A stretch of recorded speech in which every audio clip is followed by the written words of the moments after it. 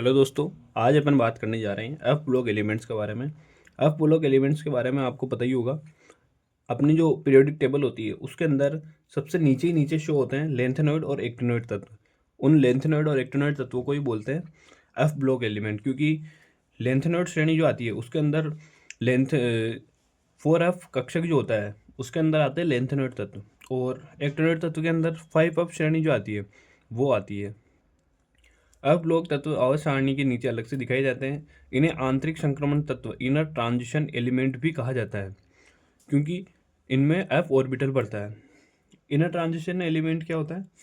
ये ऐसा होता है कि एफ ऑर्बिटल जो होता है, अगर एस और डी में इलेक्ट्रॉन नहीं भर करके एफ ब्लॉक के अंदर अगर इलेक्ट्रॉन भरे जाते हैं पहले, तो उनको बोलते हैं इनर ट्रांजिशन मेटल, मतलब आंतरिक संक्रमण तत्व।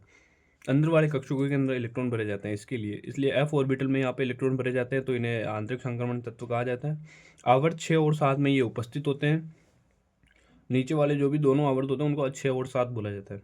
एफ ब्लॉक के दो भाग होते हैं, लेंथेनॉइड। लेंथेनॉइड परमाणु क्रमांक 58 से लेकर 71 तक के तत्वों को बोला जाता है। लेंथेनम जो होता है वो डी कक्षक के अंदर आता है, और लेंथेनम के बाद में सारे जो तत्व आते हैं उनको लेंथेनम के बाद में आते हैं, इसलिए लेंथेनाइड्स तत्व कहा जाता है। सीरियम से लेकर ल्यूटीशियम तक के तत्व आते हैं। इनमें 4F ऑर्बिटल बढ़ता है। अधिकतर चमकीले धातु होते हैं, सी, नियोडियम और यूरोपियम। सीरियम, नियोडियम और यूरोपियम, इसका उपयोग होता है स्थायी चुंबक में, मोबाइल व ईयरफोन में, कांच की पॉलिश में। अगला आता है एक्टिनॉइड्स तत्व। एक्टिनॉइड्स जो होते हैं परमाणु क्रमांक 90 से लेकर 103 तक के तत्वों को बोला जाता है। एक्टिनम जो होता है वो 89 पर आता है, क्योंकि एक्टिनम के बाद में ये सारे तत्व आते हैं इसलिए इन सबको एक्टिनॉइड्स तत्व कहा जाता है। थोरियम से लेकर लोरेंशियम तक के सारे तत्वों को ये एक्टिनॉइड्स तत्व कहते हैं। इनमें 5F ऑर्बिटल बढ़ता है। अधिकांश रेडियोधर्मी होते हैं। रेडियो एक्टिव तत्व आते हैं इसके अंदर, इलेक्ट्रॉनिक्स के अंदर, यूरेनियम, थोरियम, प्लूटोनियम, इस प्रकार के तत्व। इनका उपयोग होता है परमाणु रिएक्टर में, नाभिकीय ईंधन में और परमाणु ऊर्जा में। अब बात करते हैं अपन मुख्य विशेषता के बारे में।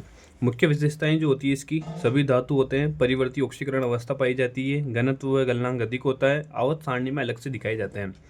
सभी धातु होते हैं, मेटल होते हैं सारे ही। और परिवर्ती ऑक्सीकरण अवस्था का मतलब आपको पता ही होगा, किसी एक तत्व की एक से अधिक ऑक्सीकरण अवस्थाएं होती है। घनत्व और गलनांक अधिक इसलिए होता है क्योंकि ये मेटल होते हैं। आवर्त सारणी में अलग से दिखाए जाते हैं, ये आपको पता ही होगा, नीचे की साइड में दिखाए जाते हैं दोनों। परीक्षा के लिए इंपॉर्टेंट बिंदु क्या क्या है? ये लेंथेनॉइड जो होते हैं वो 4F ऑर्बिटल में आते हैं, एक्टिनॉइड 5F ऑर्बिटल में आते हैं। एक्टिनॉइड जो होते हैं उनको रेडियो एक्टिव कहा जाता है, और एफ ब्लॉक जो है वो आंतरिक संक्रमण तत्व या इनर ट्रांजिशन मेटल भी इनको कहा जाता है। आगे लेंथेनॉइड और एक्टिनॉइड के बारे में मैंने आपको बता ही दिया था पिछली वाली क्लास के अंदर। ये 14 तत्व इसमें आते हैं, 14 इसमें आते हैं, और एफ ब्लॉक के अंदर टोटल 28 एलिमेंट आते हैं। ये ट्रिक वगैरह सब मैंने आपको पिछली वाली क्लास में बता दी थी। आपको अगर ये अच्छी लगी हो तो वीडियो को लाइक करें, शेयर करें, कमेंट करें। Thank you.